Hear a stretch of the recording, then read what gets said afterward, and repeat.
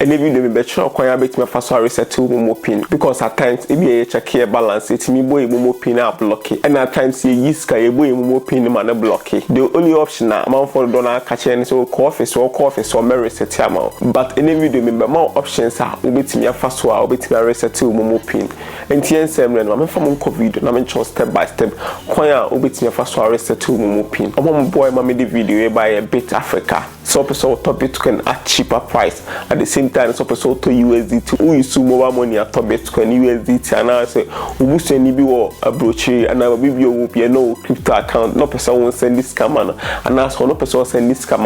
no one say what pro Bitcoin and USDT address no send them or send this scam within 15 minutes once have account sikano e wo BitAfrika account and I was like scan so bit me withdraw from mobile money and you see instant into my YouTube videos about BitAfrika leave this videos in a good video ya say 2% video now also step by step make sure the so we will BitAfrika piano make sure and back one with me first reset to MoMo Pin is so want to MoMo Pin block here no afraid MTN for over 100 MTN 100 or fra process no make sure say bia open tree no me one open way no me way do me at the same time so we mama option say option one born no na open 5 bia person no be kasa o me connect one MTN for obi oye adwuma MTN ho na na kasa nti o connect a nti o mo connect a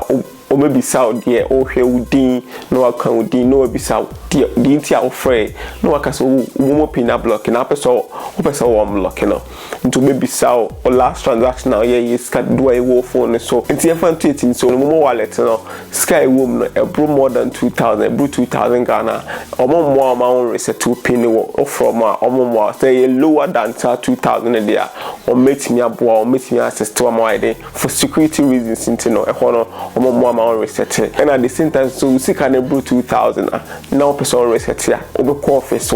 or maybe say Ghana card office one no maybe say bisa questions because what I want to one into we show Ghana card no more show him no more say match details na e wo number na so into we are on more catch say oh for Ghana card na for show him say webcam no o me dey twa picture to mu twa we are o me send the prompt be about phone so to say bia o ala kasha ta u yiska to mo send the prompt na me catch say for new pin e for to online so no bo new pin no bo okay no e be reset a very simple pa between there and at the same time so no between use website na reset kwa between first use some website na reset and say me leave link video to video yes o link na say do ko website wa we choose pin reset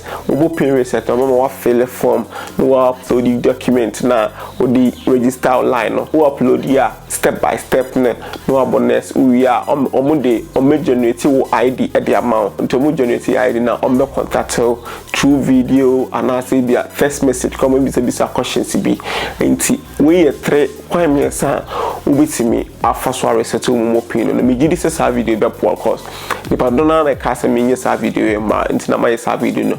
e apa no follow techintwi o Facebook YouTube here subscribe channel no but the videos will be better me the videos are here we gonna be our idea unim